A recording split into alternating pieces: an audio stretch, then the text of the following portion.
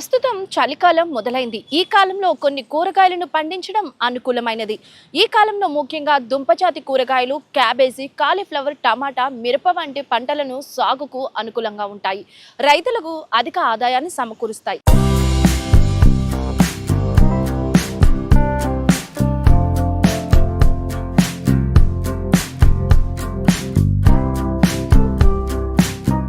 ఇకపోతే ఈ సీజన్లో దిగుబడులు ఎక్కువగా పొందవచ్చునని నిపుణులు చెబుతున్నారు. ఈ కాలంలో చీడపీడలను తట్టుకునే కూరగాయలు, విత్తనాలను ఎంపిక చేసుకోవాలి. అప్పుడే తెగుల నుంచి బయటపడతారు. ఇక రబీలో చలి ఎక్కువగా ఉండటం వల్ల సూక్ష్మ ధాతు పోషకాలు లోపించే అవకాశాలు ఉంటాయి.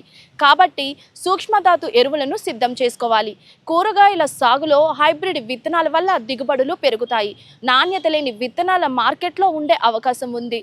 అందుకే విత్తనాలను చూసి కొనడం మంచిది. లేకుంటే తీవ్ర నష్టాలను చూడాల్సి వస్తుంది.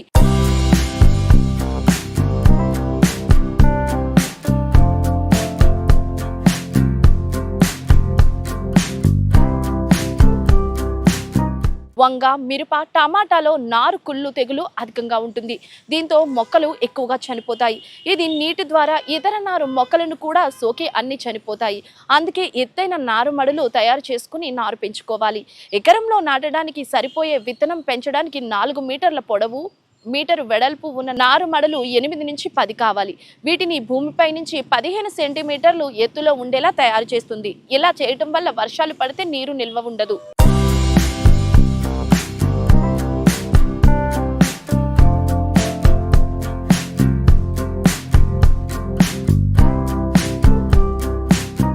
విత్తనం మొలక శాతం పరీక్షించిన తర్వాతే నారుమడులు పెంచుకోవాలి. విత్తనాల్లో మొలక శాతం 70% కంటే ఎక్కువగా ఉండాలి.